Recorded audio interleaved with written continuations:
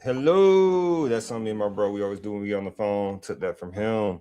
How everybody doing? Happy Friday, happy Friday. We was not live yesterday, so we have to be live today. How everybody doing? Hopefully everybody enjoy. I'm not even gonna lie to you real quick before I even talk about higher education, college. I need to plug this computer up. Dang it, Henry. I got a charger over here. I do got a charger over here. I can use that one. Hey, shout out to the Iceman album, man. First and foremost. Iceman album on repeat. Hold on, y'all. Plugging up the charger. Computer charger. Iceman just got to get it. Just got to because it's going to be cold like that on universities right now. Not sparing them at all. For real. You know. So we got some things to talk about in higher ed as always. I love that it's always topics. Topics are starting to come back out. The celebration for graduation is all looks like it's almost over. It's about to be cold on universities. I said it's ice cold on university campuses. Shit says it's gonna be ice cold on universities campuses or something. But man, where to start? Like, man, where to start? I got so many topics, but let's talk about the Shield. We got some Shield updates, of course. And then I got a video coming. I did a live reaction, not live reaction. I'm live now. I did a reaction video again. So I might do a 2-on-1. I'll probably do a school review inside of this one. But I did it. Yeah, we're going to do a school review. So then I made a reaction video that's coming out about the movie Boys in the Hood, about the college scene of the movie Boys in the Hood. That was, Ice Cube in there, written by John Singleton, I believe, written and produced. Don't quote me on that. But yeah, man, we got some stuff to talk about. We got something to be serious about. Like and subscribe if you stop by. I know it's Friday. I know y'all having a good time. Hey, but fall semester around the corner, college around the corner. As they say, time for the education, B. They say time for the money. It's time for the education, B. It's time to get this education under wraps. Because one decision can make you. So get the disclaimer. Oh, I only got my drive hooked up. Dang, y'all, I'm just not prepared today with y'all. My drive is in the bag on the ground. So with that being said, I think I got it saved on here. Let me see. I really don't want to. Oh, is that it? Let me see. No. I think I have it. Let me see if I can pull it up. If I could pull it up, I used to use another one before I saved it on there, but I'm pretty organized. I know it's. I think this is it. Let me see if I can use this version. Nope. I can't use that version because I can use this PowerPoint version. Nah, I'm gonna do this, guys. I'm gonna be a professional with you guys, and I'm gonna mute myself. So, right quick.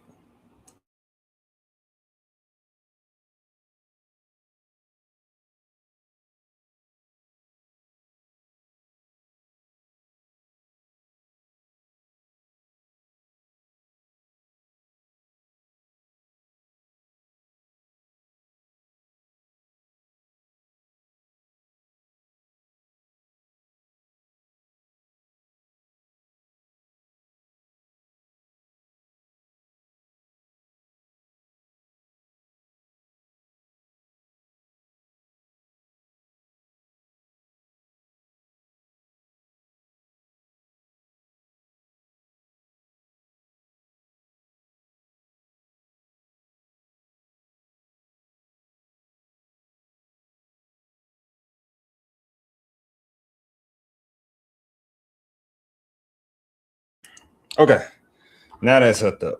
That took a little time, but not much. Like and subscribe, like and subscribe. You're probably like, this man ain't said nothing about no college yet. He talked about a whole Drake album, but he did not talk about nothing in college. You know, man, you can learn a lot just by listening to some music. Sometimes good music. Let me put this up.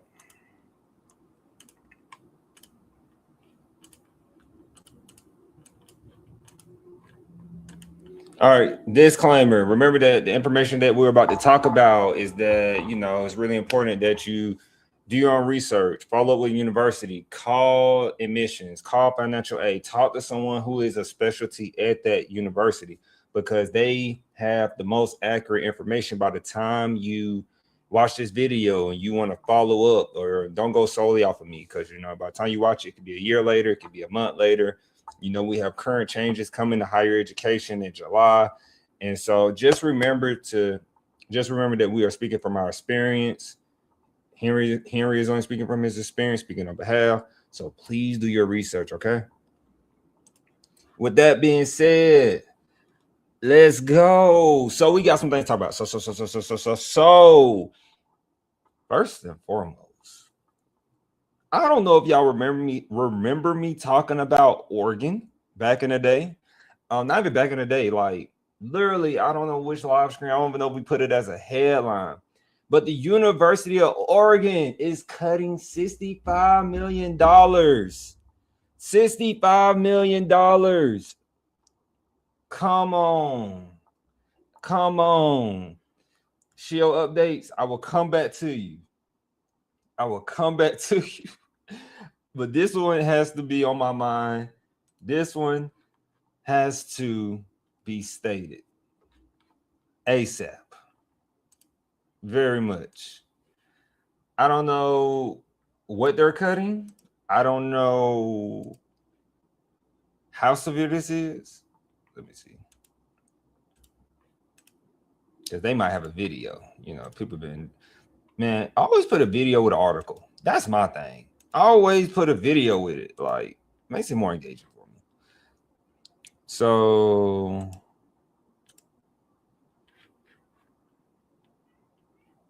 let me can I do half? No, I can't do half. I'm trying to see, like, you know, as I find my groove with the split screens and stuff, y'all. I like that one a little bit. What y'all think? That one. I'll just keep it right here. So they said finance live updates. Yo, University of Oregon to cut $65 million. I just found this article when I was on the Chronicle Higher Education. I wasn't even looking for it. I was trying to go to my normal little setup, and I was like, what? Cut? Hold on, why I didn't get this? So the University of Oregon Student Union, you know, images, but facing financial and political headwinds, colleges of all types. Can y'all see that? Let me zoom in for y'all. That looks very far. It is far. All right, so I don't know what that picture is, but facing financial and political headwinds, colleges of all types are making cuts that affect their operations. Here's the rundown of what we are watching: enrollment pressure, layoff announced, MIT squeeze. This is what I was talking about when I talked about the University of Oregon back in the day. And I keep saying back in the day because I talked about this probably a year ago, but I'm gonna just say months ago. But I talked about this. If you go through all my live streams, when I went through all these different thumbnails and, you know, all of this, I kid you not that I'm changing the channel real quick, y'all. Don't judge me right now. Let me see. I could throw it on Kid Next Door or something. I don't know. Sometimes I just throw it on stuff, y'all. Background.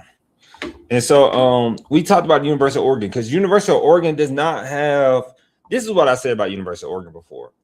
Don't know if I did a school review. I'm going to do another one, and then we're going to do it and have it uploaded. So University of Oregon charges a lot of money to go to their school. They charge a lot of money. And I'm not talking about for athletes. No. I'm talking about, like, if you go there, like, they charge a lot of money. And I said, frankly, the only person I know who is noble that went to the University of Oregon was Phil Knight. You know, like he's probably like the only one that went to the University of Oregon that's really known. University, like and subscribe, University of Oregon.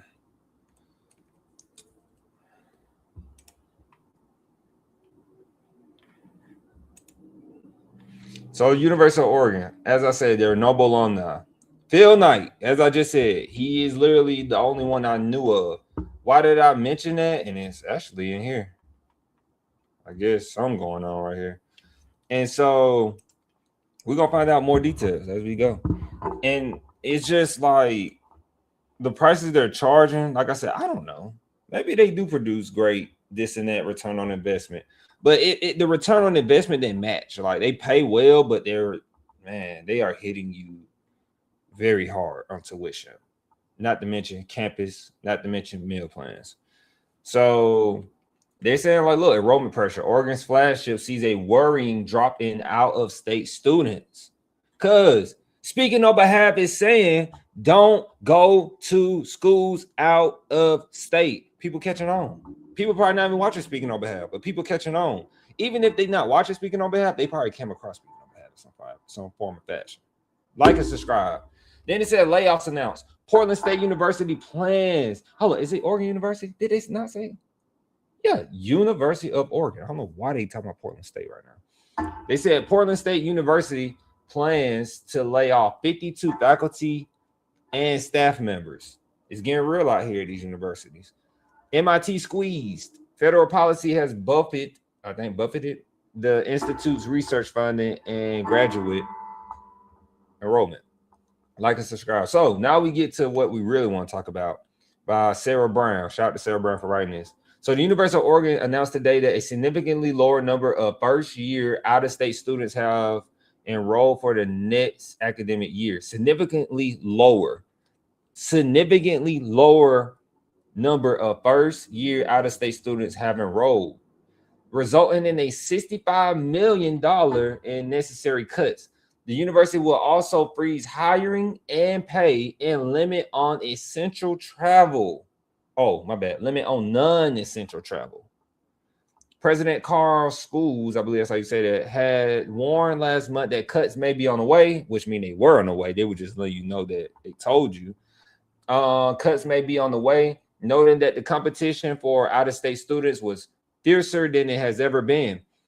Guys, two-year colleges, these kids can stay in state, then go to a university in state. The value of college is not showing trust no more. It's not showing it's going to help me get a great ROI on my money. So why would I go to a school out of state when I can watch a guy named Speaking on Behalf, aka Henry, with associates, bachelors, and masters, give me the game and give me a great return on investment and break a college down on the live screen? I'm not rapping, I'm just saying.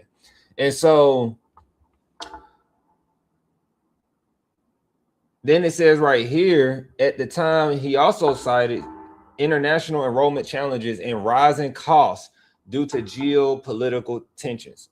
You can blame it on that, but the fact that it hurt you that quick shows a lot about where you were already. So this is where I tell you that they're going to blame this on the Trump administration. And you know, we're independent when it comes to political, these articles, but reality, if you like, it's just like what they say, like, think about it. Businesses go through hard times. Schools are not businesses, but they run themselves like a business. Like universities run themselves like a business, right? They say, oh, like literally, I remember I interviewed somebody when I was in graduate school. I interviewed, and then they were like, how they were? I was like I was worrying, like, why is the meal plan so high? Why is the on-campus housing so high? I get that, you know, whatever reason, it's a business, you got to make your money, but don't say it's like a business and this, and then when it's time for things like this, you're going to be like, we're a college, we're not supposed to be run like a business, because you run like you got on-campus housing, like it's a hotel, a very cheap motel at that, not even a hotel, like a cheap motel. That's how you got the university housing. It's cold right now for y'all universities. I'm sorry, it's cold. And you treat meal plans like, you know, sometimes they, you know, the same, this is actually in scholarly articles. So do you know that the same food that you eat at universities in the cafeteria, it's the same food. It's like they use the same manufacturer, like the people who, you know, send the food to the colleges or universities, mostly universities, because they got cafeteria dining facilities. They partner with the same people who bring food to prisons. Here, say it again. The same people who put your food in the cafeteria at a university campus that you're paying these crazy dollars for, they also are the same people who serve food to the prisoners in the United States. Go look it up. Go look it up. Not a secret. Go look it up. You're going to see it. It's like a monopoly on that. I'm just saying. Antitrust. No antitrust on that. I'm just saying. Like and subscribe. I'm just saying. I'm just keeping a book. Like Giannis Antetokounmpo, number 34. You know, I'm just keeping it in the book. Like, so serious. So you're going to pay all that money. Think about this. Prisoners get to eat for free, right? Prisoners eat for free. Same company. And they provide you food in the cafeteria. And think about how much money you pay per semester. Okay. Just saying. I'm just a guy who went to college and, you know, like about to hit y'all with that Drake. Like, I don't even know really, but I'm just saying, like, it was just vividly in front of me when I was reading, you know. So I think that's it for the University of Oregon. Let me see. Hold on right quick. Let me zoom out a tad bit for y'all. They're talking about Portland. They're talking about different schools right here. Oh, yeah, I talked about that the other day. We've got to talk about them in a minute. Oh, I guess they just used that for a headline. So they're talking about all the schools in different places. So let me see. Let me click on that. Let me see if that takes us somewhere. So right here, this is the actual office of the president by the University of Oregon coming from the school themselves. Shout out to the Chronicles of Higher Education, man. And it says news on the UO budget and the road ahead. When did this get posted? Did they put a date on it? Nope, but I bet they did. Sarah Brown did. May 14th. This was yesterday. It's May 15th at the time of this live stream. So they're pretty much sharing some important news. And definitely finna go through this. I'm sharing some important news today. I believe it's the president who wrote, president. And so they said last year we took the painful but necessary step of implementing nearly 30 million in budget cuts across our university, because I definitely covered that. That's why I said I covered that. That's what I said. I covered that before. I remember that. They said, as we discussed them, roughly 80% of our education and general fund budget comes from tuition revenue. I didn't know that. Roughly 80% of our education and general fund budget comes from the tuition and revenue. So why, if you know that, why is your tuition so high at the University of Oregon? Just saying real quick. So of that, the biggest contributor is tuition paid by out-of-state students. But like we said, out-of-state students ain't going to these schools no more. They ain't going out of state. They trying to get a great return on investment. Economy is hurting. Economy is turmoil, which means a gap in our out-of-state enrollment has a disproportionate effect on our operations. May brought the first information. They're talking about next year's enrollment numbers has admitted students submitted deposits to attend the UO, which is University of Oregon. With these now in hand, we project significantly lower income and out-of-state first-year enrollment. As a result, lower tuition revenue. There are many cases, include demographic shifts, the political environment that affects international enrollments, increased competition from peer-to-peer, from peer and near-peer institutions, decline in trust in all public institutions, including higher education, and the effects of economic uncertainty on families. These dynamics are not affecting just the University of Oregon. They represent a change in reality across higher education. A change is coming. Change is coming. I'm trying to zoom in. This is what I was. Hold on. Okay, still fit size. So this is what I be saying. This is what I be meaning when I said they realize that a change is coming. A change is coming. I said this. You know the bad part about it. I got my hand in my pocket. The bad part about it. We mentioned this back in 2021, 2020. I mentioned this back. I spotted that back in college. That's why I told people, like, look, hey, like working wise, I ain't saying nothing because people gonna do what they got to do and make their money while they make their money anyway. They're not gonna prepare for the future. Like, I should change school. They ain't got nothing to do with that. But student wise, family wise, this is why I was telling families, like, look, maybe you should go to a 2-year college or start at a 2-year college. Like, I don't think we understand the psychology of what's going on right now. I don't think we do, because we say college don't matter, but we're still going to universities or starting at universities. And I'm not saying don't go to a university. I'm saying you should start at a 2-year and bridge to a 4-year. I said the higher education landscape, they need to do more partnerships, because the cost of a university is crazy. Six figures off the rip if you stay on campus too. It's crazy. Why not start at a 2-year? Bridge to a 4-year. Great return on investment. You say college don't matter anyway, so why not do it? Parents, you got to stand up to your kids. I'm not telling you how to be a parent, because I'm not. I'm just an uncle. But what I'm saying is you have to do this. This is like so crucial right now. The pivotal time we're going in. Like colleges, I don't know at this point, seeing this, like they have multiple live updates about this, but seeing this makes me speculative about, dang, maybe we will see universities drop their prices.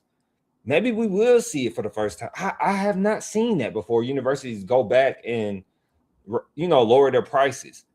I really feel like they lower their prices to a good, like, yeah, they say that's going to affect the workers. Like, for example, like somebody like me work, but universities got to come up with a different business model. And that is way out of my pay grade to even like go down that rabbit hole. So, hey, fits the pay. University president is making money. Hey, out of that budget, you think that university president? I don't know if they're gonna cut it. That's why I want to go through here before I say it. But you think that university president cutting a little base salary, commissions, and bonuses? You think they cutting their money? No, they gonna cut yours. Who work there? Whoever work at the University of Oregon, they gonna cut yours. And you ain't gotta play this, but you gonna hear this. So, based on our new numbers, we will need to cut around $65 million from our budget to avoid an ongoing annual budget deficit in the coming years. I believe now they say they move at the crossroads. Moment. They need to refocus.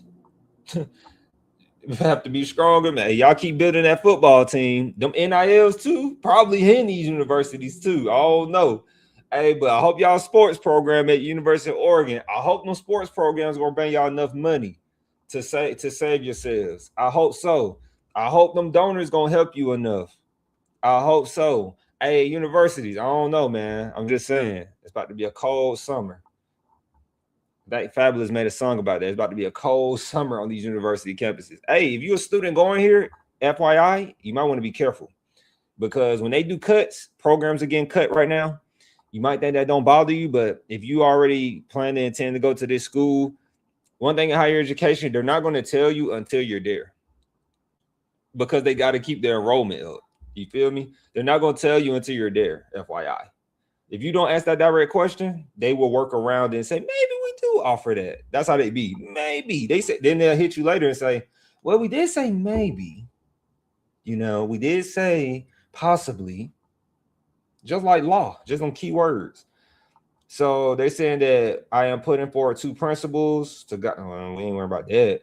So I don't see anything about, the president, executives college coaches, you know, the head coach of a football team, basketball team, whoever sport at the University of Oregon.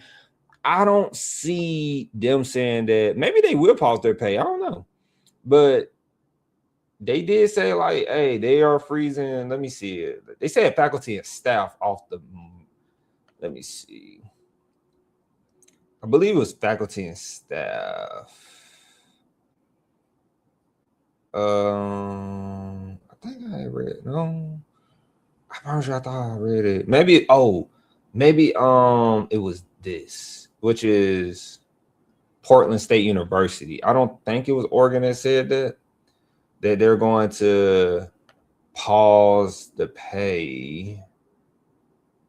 I don't think they said that. Excuse me, guys. Don't know if y'all heard that.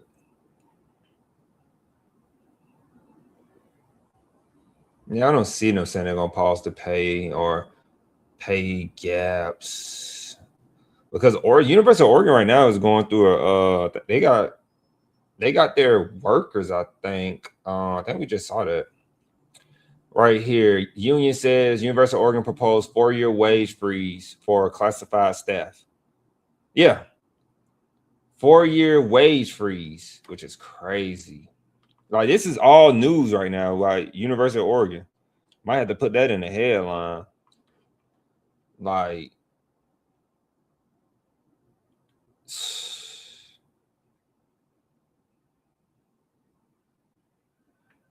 this is a big deal, a really big deal. So I wanted to talk about that right quick.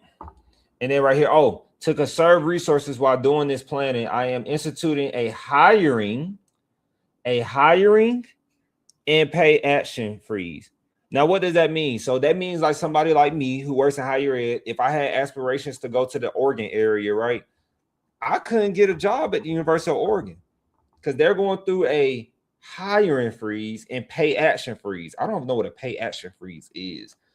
Effective immediately, as well as the limits to non-essential travel. That's what we saw. I wonder, though, with this being said, because, you know, like I say, guys, if you don't know, a university president makes millions of dollars. So I hope this goes for the university president. I hope this goes to the executives before we go to the next topic. I really hope this is not just people on the lower level at the institution, because I'm a strong believer in you got to treat your people right. You got to treat your people right. If you're not treating your people right who deal with the day-to-day actions of these students, it's going to affect the students. Just from a person working in that environment. I invest on the side. So I'm not considered a local, as according to my academic scholarly articles I learned in college. Or you have a local, then you have like this next person who's like going to go above and beyond. Like, you get more tied into your job, but these people are going to probably drop into a local where they don't want to be at their job every day. They don't care to go above and beyond for these students because you're not going to pay them. So then now you're going to go into a place of University of Oregon, probably, you know, like now you're going to go into a place of like, my advisor doesn't care because I'm an advisor. So now you get to a place the advisors don't care about me, the school don't care. And now you're going to face another problem of students not having the retainability of students, like I subscribe. So they said non-essential travel. But like I said, I don't know if this counts for the president, head coaches at the school, the people who make almost millions of dollars at the University of Oregon. You better please look up the University of Oregon president. Like, okay, I can do it. I'm on this live screen right quick. Give me a few seconds. Like and subscribe. Give me a few seconds. University of Oregon president salary. Can't write up because I do this all the time. So, boom. According to the AI overview, they said he makes a base salary of $769, which is very good because most of them, well, some people might still say, what? That's crazy. But compared to these other university presidents, guys, they making bank out here. I'm gonna be honest with you. Like they but Oregon has been pretty good. I think it's another school, Oregon president, he like cut his base salary to $200K at a smaller school. But yeah, it's never like vividly showing. You always have to go dig in it. But right here, they said this. I don't know if this is on their school website. Did I click the right thing? So right here, this is a University of Oregon document. And then I just seen like it was like $1 million. University of Oregon whole virtual meeting. How many pages? It's a lot of pages. Let me see something right quick. Let me type in salary. So base salary right here. Board of Trustees. Annual salary starting July 1, 2025. Now I don't know whose salary that is, but y'all see that? You see that? 1.1. I'm trying to see whose salary that is. Base salary would increase 50,000 annually every year. Who money is this? That's what I want to know. So now I got to scroll up and read a little. I got to read a little bit. Board of Trustees ratification is sought for amended and reinstated employment contract with Rob Mullins, the University Director of Intercollegiate Athletics. Although employment matters are delegated to the university president, the board has retained authority over contracts and instruments. Like and subscribe if you stop by. Show us some love. Share us on your platform. Tell people, post us, please, because, you know, I just got to say real quick, like and subscribe. Repost us on platforms for us, man. YouTube algorithm changed for some reason, so we want to get this live stream out. Very helpful information. They said that the board retained authority over contracts and instruments with an anticipated value reasonably expected to reach or exceed $5 million. $5 million. University President Carl Schools, which is the president now, I don't know what year this document is. I'm going to find that real quick. Has reached an agreement to amend the contract with Mullins. The aggregate value, I think I said that right. I was just looking up that word. Value of which will exceed that threshold. Below is a brief summary of key economic terms. Term 8 years, July 1. So whose salary is this? Y'all are so right here, market comparison. So it's a market. 2024 market data indicate Mullins' updated salary to be top 20 nationally and 8th in the Big Ten. Now, that could go into another part of the conversation. Some people will be like, well, he's getting paid solely off of the college fund. College make a lot of money, blah, blah, blah, blah. But I'm not trying to find the freaking Mullins, whoever that is. I'm not trying to find him. But you see how much they get paid. I'm looking for the university president. That's who I'm looking for. Let me see. They're talking about sports. But you see that pay going up, though. Hey, every time he perform over the years, if he stay, he's going to be looking at $1.5 million. That's good money, though. But they talking about Mullins. Mullins, I'm sorry. I don't want to see your money. I don't want to see your contract, even though it's public record. I'm looking for the president. But yeah, but this is a document. I don't know. What year is this? This is the director. I told y'all, look, the directors of athletics at universities and stuff, they make money. That's like coaches, directors, they make plenty of money, man. They make plenty of money. But I'm looking for the president. This was this is recent. This is June 23rd, 2025. But you see the pay. Because I'm seeing the same thing right here at these articles, registered guard. And I'll have to go. I'm not from the Oregon area, so I don't know if they publicly show the pay. I don't know if they do that. But definitely, you see his base pay. They're saying that's his base pay. He got a 5-year contract. Hold on real quick. I think we got something. Let me see. Uh-oh.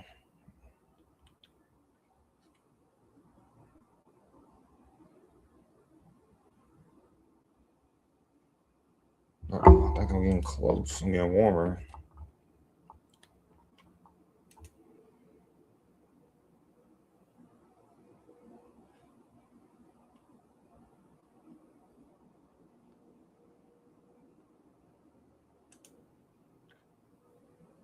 Yeah, that's him.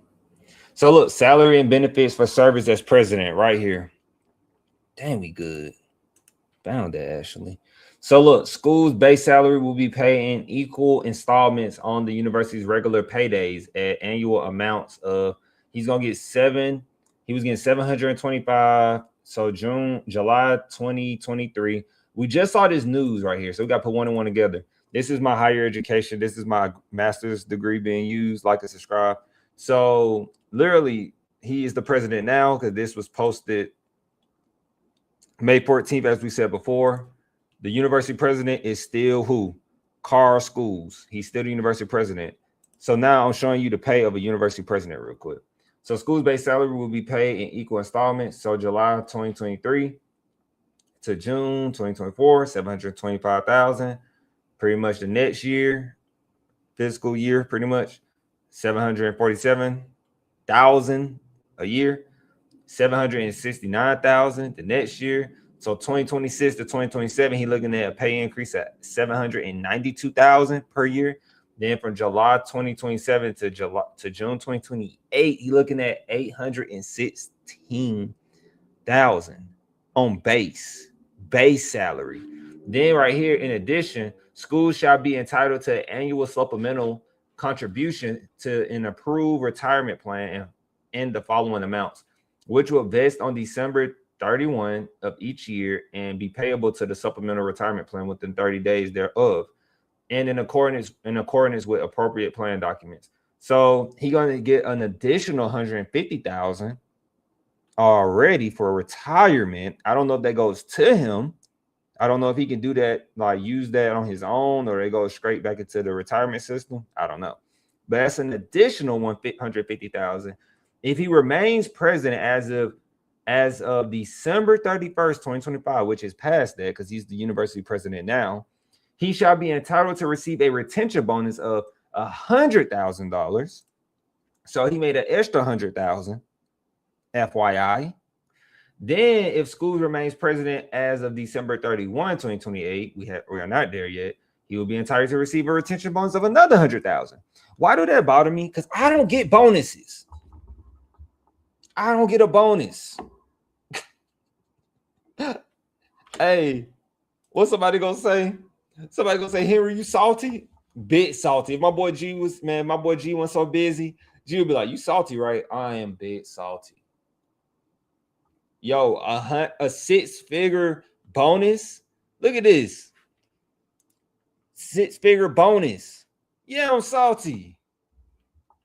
We don't get bonuses. We enroll more students. I'm an academic advisor. We enrolling more students, keeping students retained, recommending the proper classes. You think I get at least, I don't need six figures, but you think I get a 1K bonus or a 500K bonus? Man, you crazy. Next one. So in lieu of a university provided vehicle, he gets then he ain't been using his own car for gas. So imagine the economy like we in now. He ain't even using his own gas. He's not even putting miles on his car. He's using a university provided vehicle. Why does that even make me more intrigued and upset? Because the staff members who work at the school got to struggle. It don't matter what school I worked at. I worked at Valdosta State, a 2-year college, Columbus Tech. I worked at Georgia Tech. I worked at the school I'm at now. Hey, all the schools make it difficult for the staff members to ride in a government vehicle. He get his own vehicle. This university presidents, that's not just him. University presidents, execs, college coaches, jets. You think about all this stuff. Who paying for the jets, planes, all that? I'm just saying, college, this is a big reason we don't talk about it, but theoretically, could be the reason why college is so expensive. You're paying for the jets. You're paying, I don't care what they tell you. I know you're paying for the jets. I know you're paying for the vehicles. I know you're paying for this because it has to be that way. But I'm saying to you, while you're wondering why you're not getting the return on investment of going to this university, like they have to pay for these things, and the money has to come from somewhere. They got endowments and stuff, but look, man, the more they can't explain this stuff, the more it just makes me keep popping my talk, man. So then get a monthly stipends. He receives a monthly vehicle stipend of $1,200 funded by the university's foundation. So that shouldn't come from you guys. That should come from the foundation. But how does the foundation get money? It should be through donors and stuff like that. But $1,200 stipend, vehicle stipend. Okay. But more and more, had to show y'all that real quick. University of Oregon. I'm not saying I saw that coming, but I had an idea it was coming. Saw it coming. If I worked there, I would have been made my pivot real quick. And so, but shout out to the University of Oregon. I spent the whole segment. I didn't really think I was gonna talk that long about it. Like and subscribe. Didn't think it was gonna get that deep, but it got that deep. And so we got some other stuff. It's gonna be one of them live screens on Friday. It's gonna be one of them live screens on Friday. It's gonna be one of those ice cold live screen for real. Like, you know, enjoy your Friday though. You stop by for a little bit, you like and subscribe, enjoy your Friday, enjoy your weekend. But remember, you gotta face these on Monday. You gotta go to college in August. You gotta have your classes registered before August. You know, so I'll be waiting on you. I will be here consistently, waiting on you, waiting on you. So what's the next topic I got for y'all real quick? No free advertisement.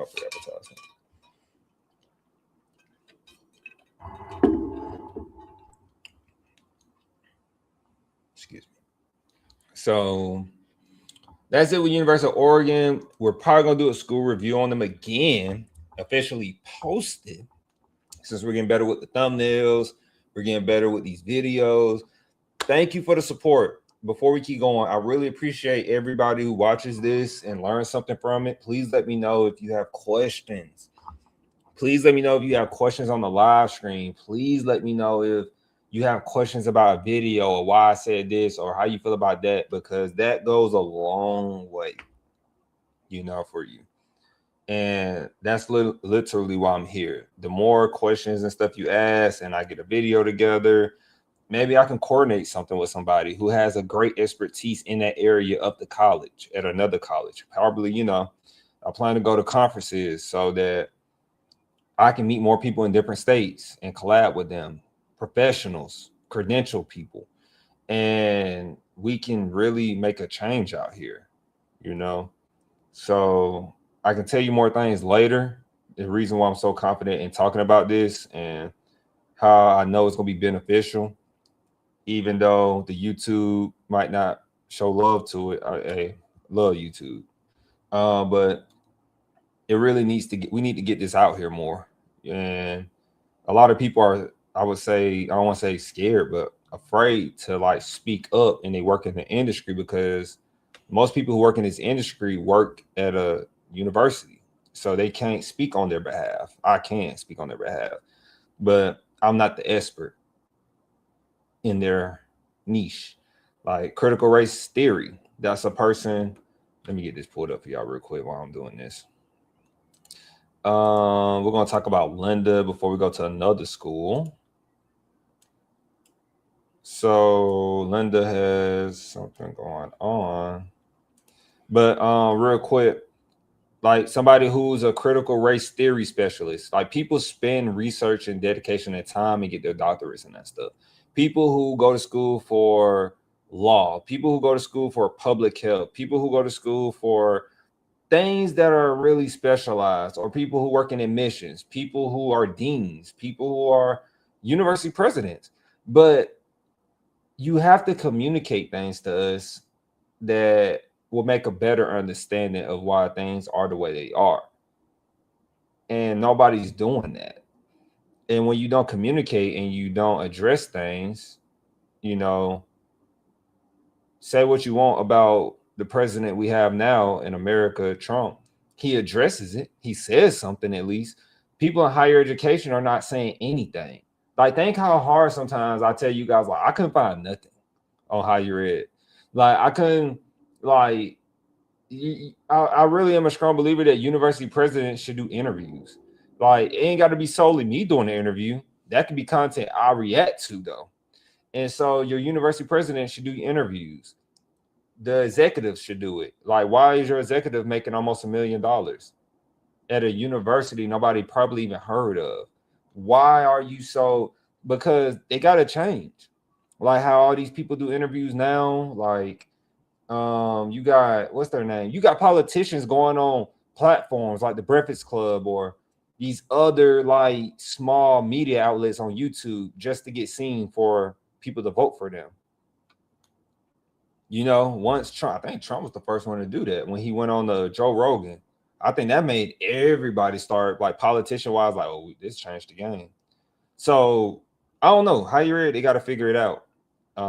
But you best believe you, boy, I won't be working at higher ed by the time they figure it out, because I could throw the ideas out, but if they don't want to learn, it's just people gonna suffer who work in the industry with me. So Linda has said something as well.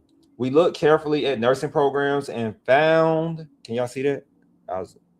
And found that 95% of nursing students borrow below the new loan caps. Now, the only reason I agree with this, real quick before I play this video, the only reason I initially agree with this, because nurses, you can become a nurse at a 2-year college. I have not watched this yet. I don't know what she's about to say.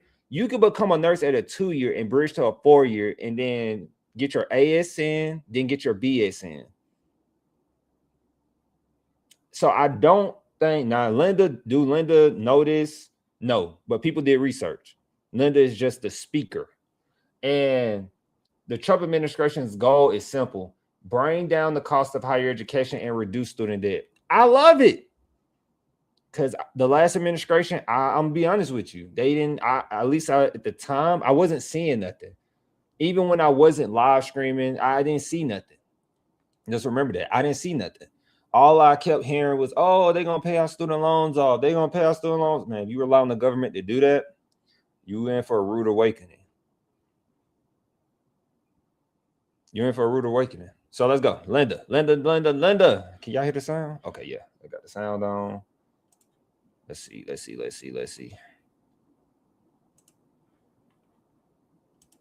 me just address this issue.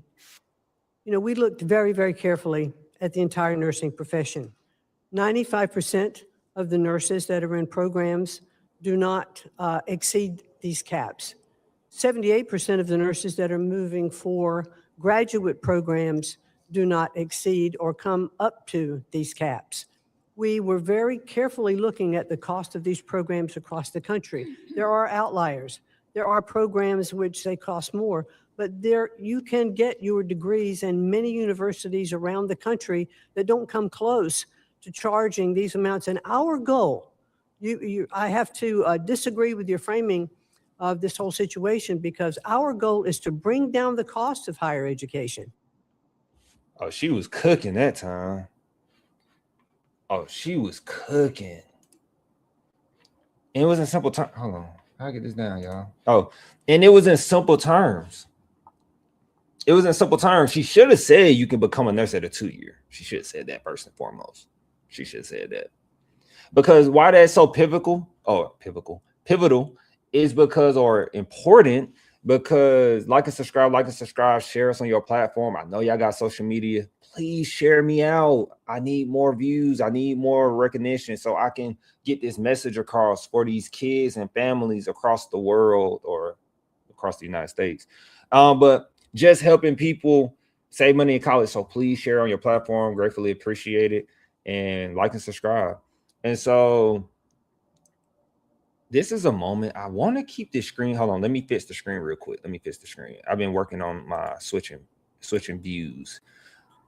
So real quick, she should have said you can get your associate's degree in nursing. And then this is what she should have said. But I'm going to say this. This is me talking, speaking on behalf. Get your associate's degree in nursing. Allows you to go into the workforce early. You can be a nurse part-time. I don't know if they do part-time nursing. Y'all let me know if you are a nurse. To all my nurses out there, thank you for what you do. Because when I had my collapsed lung, I always been appreciative. I know most nurses start at a 2-year. Shout out to them because they help get me right, take care of me constantly around the clock, make sure I was okay when I'm sleeping. Thank you so much. I appreciate you all. And you can become a nurse starting at a 2-year, working as a nurse while going to school. So when you go to your university, you could take a part-time nursing job. I think that's possible. Or you could be full-time nursing. I don't know. But you could be working as an ASN and then go and get your BSN. But make sure your school has a partnership. 2 years and 4 years have partnerships. That's why I'm like, yeah, I instantly believe, yeah, like nursing students shouldn't be in debt. Nursing students should be a way above that. Nurses, because they get overtime and all this type of pay, and nurses it's a very high demand field, like especially after COVID or during COVID, the demand for nurses went up. And so I do understand they get burned out. That's why I gave them the less pain when they came and they had to give me my shots, my meds.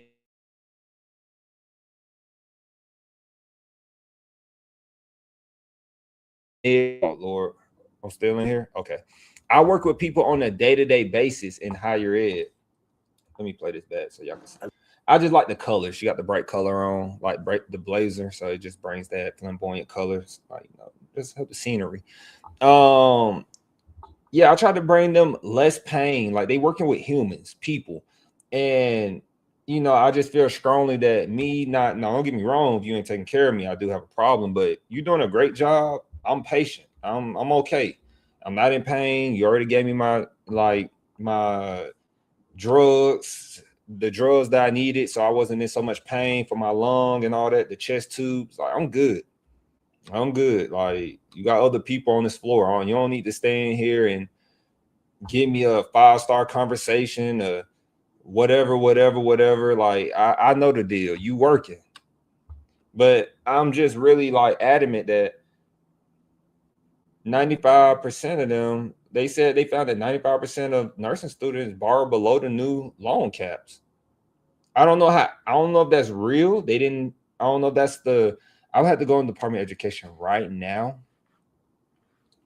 Let me see. I had to go in the Department of Education right now and see if they put that or posted that, because I want to know where they got that data from myself. I'm always wondering, like, where did they get that from? Just based on my higher ed experience. Like and subscribe. Secretary, yeah, they didn't post that. It's not like a headline post at all.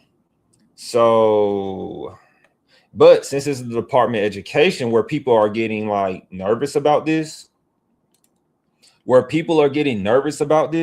like, can I trust the Department of Education? It's a government initiative, guys. So I really can't fight them on like if it's credible what they're saying. But I'm gonna say this from my experience and what I see and know about 2-year college prices, that you can become a nurse at a 2-year college, which you are easily borrowing below the student loan caps. So that is my first and foremost thing to say. So I did want to mention that with Linda, a clip with that was very informative. And like I said, she kept it real blunt and straightforward. She wasn't confusing AI with A1 steak sauce. So I love it. I love it, man. Like, especially when they post videos. I think they should do that more often. So the next one, I hope it's a video to this. Let me close this other stuff. Because when you have too many tabs open when live streaming, it can mess up your it can mess up your like playback and stuff, make it look like not clear. So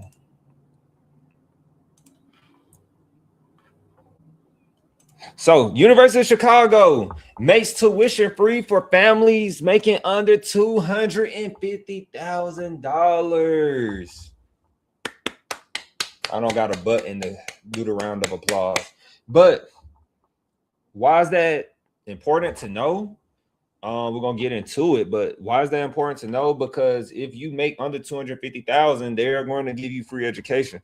So that means if you get financial aid, it's kind of like pretty much you're getting a scholarship essentially for your family threshold, family income being below 250,000. And University of Chicago, if many don't know, was founded by who? The Rockefeller. And then why is that important? Because this book right here, I have not read it yet. But this book right here,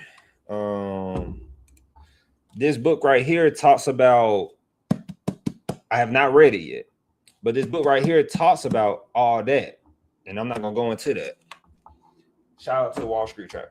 Shout out to the people who know about that. Financial people should know heavily about that. Why is that important? Because Rockefeller, this is why education goes back into money every time. Let me see.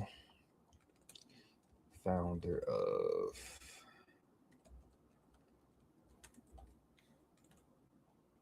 University of Chicago. Now y'all know y'all wrong for that. Oh, I typed it in wrong. Who founded? There we go. There we go. All right. So I said, who founded the University of Chicago? Didn't I just say that? John D. Rockefeller. Who is John D. Rockefeller? If many know who John D. Rockefeller is. John D. Rockefeller is an American businessman and philanthropist who co-founded Standard Oil and became the first U.S. billionaire in his time, or over time, I guess. I don't know if it was after, but he founded. Oh, that's Linda. We know what you, Linda. He founded the University of Chicago. University of Chicago is a very prestigious institution. Now, they have been having some problems recently. That's why I feel like they're trying to offer free tuition for families under 250,000 to help increase enrollment. Like, I don't know if this is going to be counted for out-of-state students. That's why I'm going to click this link right here. I think it's New York Times. Please don't be New York Times. New York Times, y'all so, hold on right quick. I could just go to the school website. I don't see, they be making me like, bro, like, I can just go. Remember, guys, if you don't do the research, people charge you for the convenience. Like, that is not even something you should charge for. That should have been free, but it's business. I'm not upset, just more irritated because now I got to go find it and delay it for y'all. And then it should be the first thing on their website. Let me see. Teaching awards. Let me show y'all what I just did. Although I didn't show y'all this. So, University of Chicago, real quick. Look at this. Great. Yes. Teach, instruct. Yes. Panels. Yes. Panels of educators. I love it. Learn something from them. Yes. Here it goes right here. See, I'm not paying for something that I could just find on a website. Like, you crazy. You're crazy if I can go look for it. So, real quick. Yes, John D. Rockefeller, founder of this university, University of Chicago. And he's not the only one. I think Carnegie Mellon should pop up. Carnegie Mellon, as I said before. Let me see. How do these people? Oh, they didn't show, like, you know how they usually show related searches. So yeah, he founded this. And if many don't know, which is also something I'm going to play from the movie Snowfall, actually. But John D. Rockefeller's wife co-founded a very particular HBCU that I think everybody knows this, but it's always good to reinstate it if many don't know. Who founded Spelman? Sophia B. Packard and Harriet E. Giles. So these people who founded Spelman College, as we know, is a historical HBCU. As you can see, my is already purple because I already researched this in I don't know when I did that, but I wish it showed you the date. But who is Sophia? Most people ask me, like, who is that? Like, this is what I do. I just let me see real quick. Hold on. I'm doing 3 things at once. She's an American educator. They say that. Wait a minute. Y'all not finna trick me. No, I'm not finna trick me. Internet be trying to trick you. So Sophia B. Packard, right? All right. Hold on real quick. Harriet Giles. I think I know Harriet Giles as well.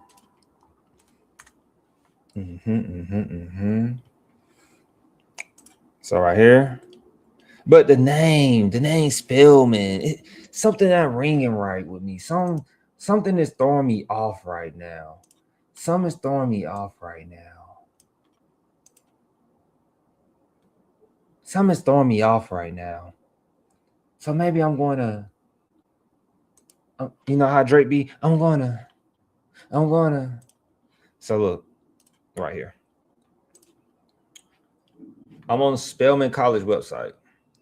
So it was founded as Atlanta Baptist Female Seminary, if that's that right, by Sophia B. Packer and Harriet G. Giles.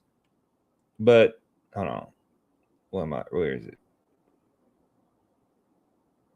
Wait. Oh, there you go, right there. There you go.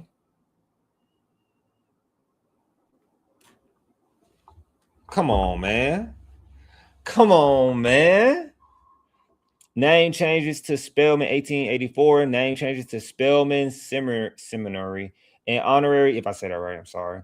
In honor of Mrs. Laura Spelman Rockefeller and her parents, Harvey Buell and Lucy Henry Spelman, longtime activists in the anti-slavery movement. So, yeah, Spelman. HBCU for for African American women. Yeah, Spelman. And the Rockefeller, because the Rockefeller had a lot of money, and Rockefeller had a lot of money, a lot of wealth, and what a lot of wealth or money people are. You think of like Mr. Beast. Prime example, Mr. Beast says like, when I die, all my wealth is going to be donated or something, right? So potentially, if Mr. Beast has already thought of this, I'm just using him for example because he says that all the time. Mr. Beast could start his own college. He says, I'm going to use, because that's a lot of money to start your own university. And this usually how it starts. It would be named, if they want to, he can name it after his name, or he can call it something else. So people won't know that his money and wealth is what started the university. And that's why it's so hard to get into college, because you really want to hire, like, once you put the right faculty, the leadership, the faculty, and then people like who do the day-to-day work like me, you put the right people in place and let this college run for like at least 100 years. You're going to build a legacy college that can keep growing and growing and growing and growing and growing, right? This college might start off with no sports. Then they start like, that's why I'm like never saying that we don't need sports. If you listen to me, I'm more saying that in current time is just messed up. But eventually you want to add a sports program. Eventually you want to add this stuff like student activities, because you need that stuff. People don't want to just go to school and go home. They need more sometimes, like they want to have a little fun. They want to have this. They want to have that. So John D. Rockefeller, yeah, man, his wealth is what started University of Chicago, founded by him and William Harper, to be exact. And so, yeah. And so then it was him. And then William Harper, I think, was the university president of the University of Chicago when it first started. William Harper. Let me hit the back button. Yeah, William Rainey Harper. William Rainey Harper was professor. Harper helped establish both University of Chicago and Bradley University and served as the president of both institutions. Yeah. So as a great one says, history doesn't repeat, but history rhymes. And I'm not a big financial literacy person. Like, I didn't go to school for finance. Like, I understand it. I know how to read balance sheets. I took accounting like 4 times, but I can't deny that when you go to school, you go to college, and you really pay attention, that you're just going to find yourself talking about money, financial literacy, and wealth. I really can't explain that. It just comes naturally as you're doing push-ups or burpees. So University of Chicago will offer free tuition for families with incomes below $250,000, greatly expanding undergraduate aid. So this is the best time to be cutting deals. Why? Because we're in economic uncertainty right now. Gas prices are too high. Families are like, bump college. You don't need to go to college. Families are like, no, you should go to a 2-year, get a trade. So schools have to get creative and offer deals right now, which I'm like, this is the best time to go to college if you are getting ready to go to college. And you should be shopping around trying to find a college that's doing something like this. There are schools out there doing things like this, but they probably don't have the heavyweight name you know, like I'm not covering them because y'all probably won't be in this live stream right now. Like and subscribe. You probably won't be in this live stream right now if I was using them school names, for example. So shop around, see what schools are offering this in your state, because this is not just big schools doing this. A lot of schools are throwing deals out. Check your local news, use all your resources, talk to people. Some people know what's going on. Talk to, like, go to the college, talk to the right people in the college. If you talk to somebody who don't care about their job in the college, you're going to miss a deal potentially.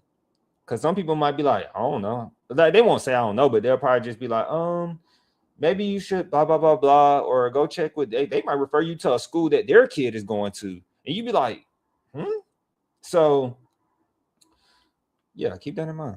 So, starting in autumn, how do they do that? Fall, just say fall semester. People like me, I would get confused by that. I was just about to say autumn. I think that's fall. Now I'm questioning, is that fall? Initiative covers tuition, fees, and housing and meals for families with incomes below 125,000. So if you below 125,000, they say in housing and meals. Now, you know me, if you go to university, I don't want you getting the meal plan in the house because this can change out of nowhere. This deal could be out, this contract, this deal could go off the table. So this is why I'm a big advocate and like, hey, I don't mind you taking advantage of the free tuition, but please stay off campus. Get your own living arrangement and grocery shop and just go eat and pay your own money to go eat at the what we call it, the cafeteria. And so as I scroll, reinforcing, remember I said University of Chicago, they've been going through some turmoil, they've been going through some problems recently. They're not really the same university of Chicago by many. They're not the same, but I could be wrong. That's why you follow up. That's why we research. That's why we go on the Department of Education and we look at their retention rates.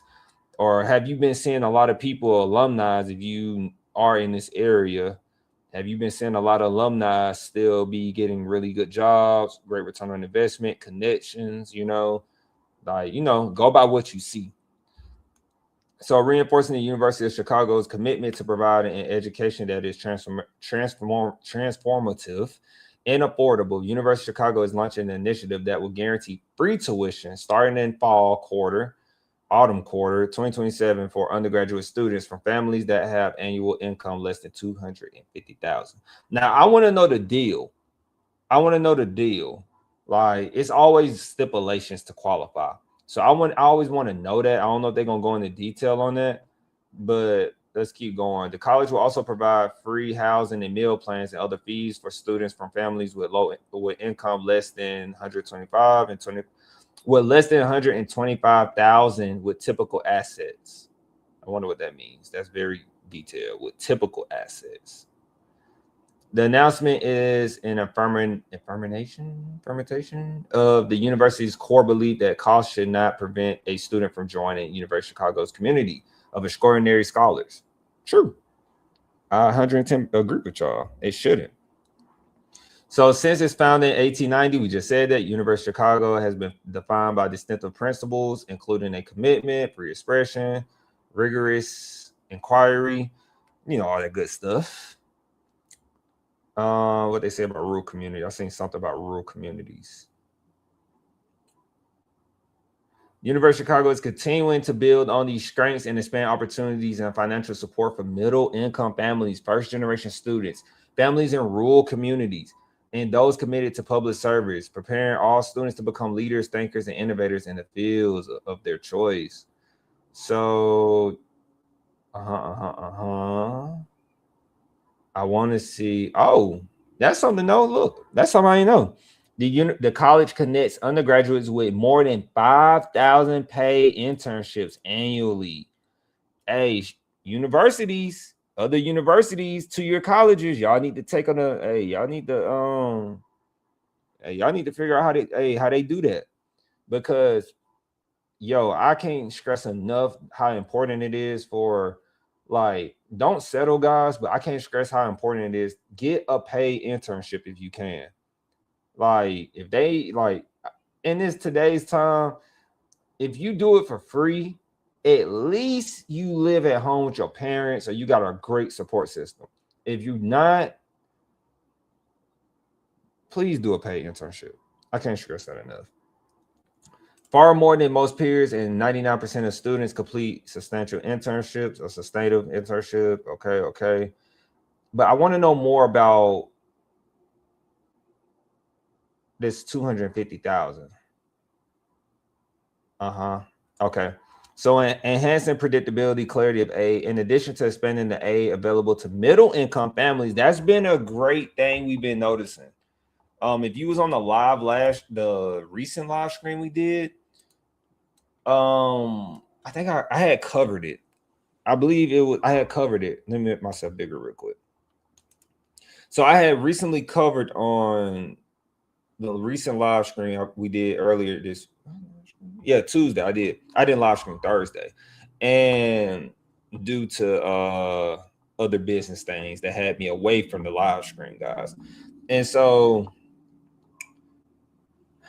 middle income were people who got hit the hardest when it comes to like college affordability, because you're like they see it as like you're not low income, but you're not high income. So you're just in the middle, and they don't usually have a lot of resources. Like and subscribe if you're stopping by. They don't really have a lot of resources for middle income families. And I saw that as a problem. The reason why I'm such a big advocate on why you should start at your college, because low income, middle income, even high income people, because the students that I talked to in my collegiate career, going to school, and as a staff member, a work or whatever you want to call me, they always said that my parents' money, like high income, they were like, my parents' money is not my money. So they're pretty much helping them figure it out. Now, I'm not saying that their parents wasn't assisting them, but they're like, they have to figure it out. And then they have to think like, can you afford this school if I wasn't here with you? So, but middle income always had like a problem with affordability. Like and subscribe. Please share us on your social media. That helps us out a lot. The algorithm has changed, so please share us out a lot. Spread the word. So the new initiative is designed to improve the predictability of financial support and reduce complexity for families navigating their options. Oh, my bad, y'all. Y'all didn't even tell me. I should have said something. And so, we're down. I'm quoting somebody, but I don't know who I'm quoting. At a time when many families are uncertain about what the cost of college means for them, we created this initiative to radically expand and simplify our support for students. Said James G. Nundorf, Vice President for Enrollment and Student Advancement and Dean of College Admissions and Financial Aid. This initiative will increase predictability and allow students and their families to focus on what is important: their love of learning and preparation for meaningful and rewarding lives after graduation. Much love. Much love, brother. Much love, brother. As Drake said, it's all love, brother. I'm hitting y'all with all the Drake lines, bro, because they counted my boy out. They counted Drake fan, man. They counted him out. Not a heavy Drake fan, but respect the craft. I respect the Drake craft hard. I respect it. Drake says, it's all love, brother. Everything pure. Everything pure. By deepening our commitment to affordability, we are helping to ensure that the brightest minds can join us. Providing comprehensive support.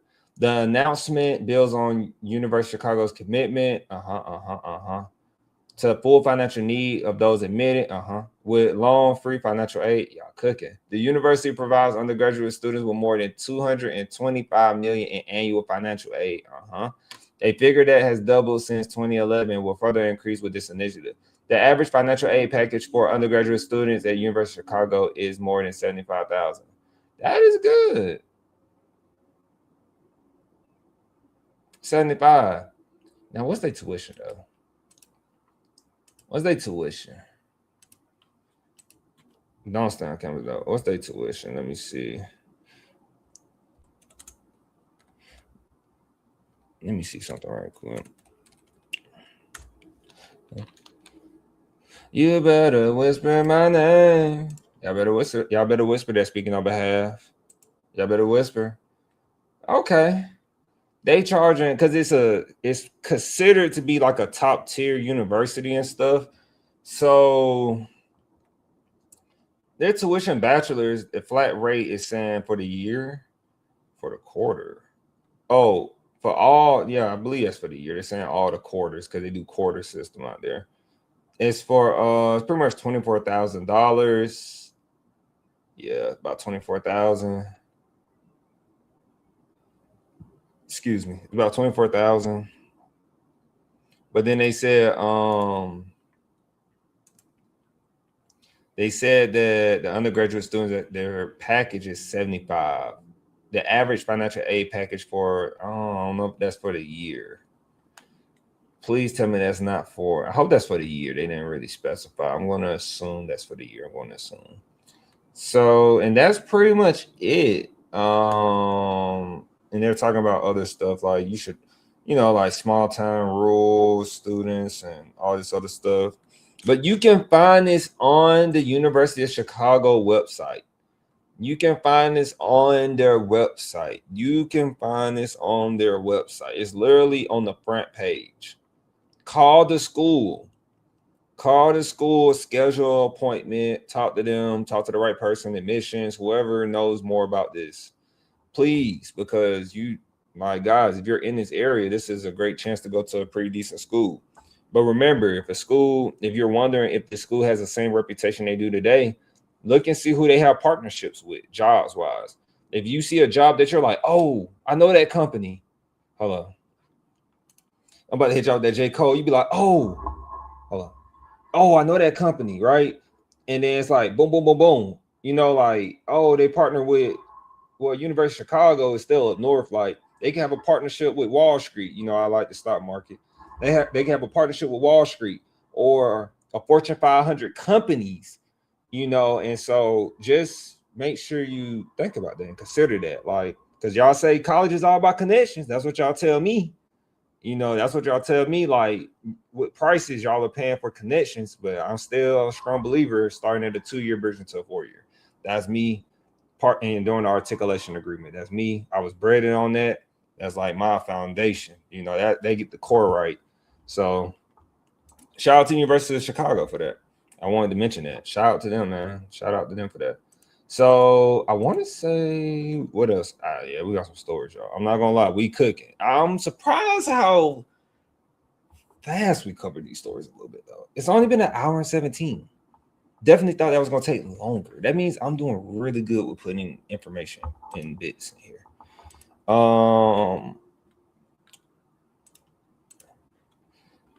I don't really think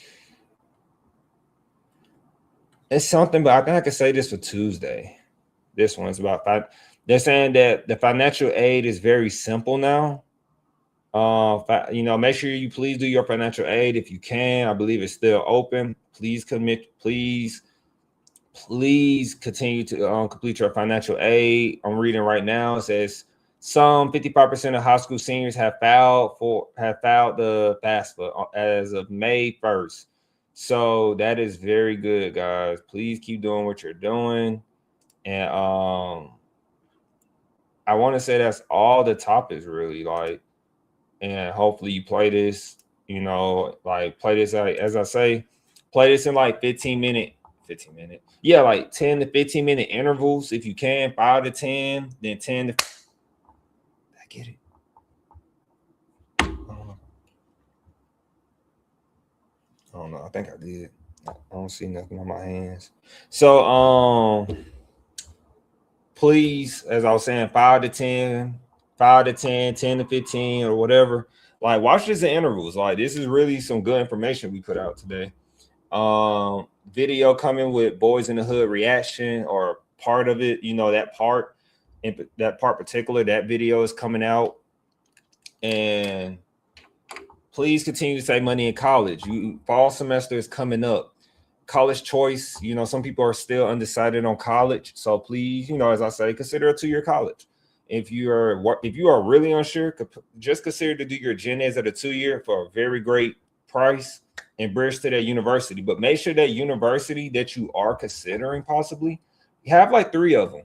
then see what partnerships they have with 2-year colleges. So then you'd be like, oh, this 2-year college is partnered with 3 of my potential university choices. So then now you can go to this 2-year and just take 2 more years to figure out what university you want to go to, or 2 more years to figure out what major you want to major in, 2 more years to, so, and then you have a associate's degree. The reason I always say, please get a associate's degree is because you could take that associate's degree, general studies, whatever it's in, you could take that associate's degree and get a job right away. Even if you are going to do something that's not related to the associate's degree, but it's so affordable. And with the times we're in right now, with the economic times we're in right now, I don't see why not go to a 2-year. If you go play us back, like and subscribe. Please like and subscribe. Hit that like button. Share us on your social media. Please. I don't see why not starting at a 2-year right now. We said this back in 2021 for sure. 2021 of why you should go to a 2-year. And we said it was going to keep rising. We said university prices will keep rising. I didn't think they'll do budget cuts and all that. I thought it was going to pop. But you can essentially say it's popping. The higher education bubble is essentially like, probably not a pop, more like demolition. Did I use that word right? More like demolition.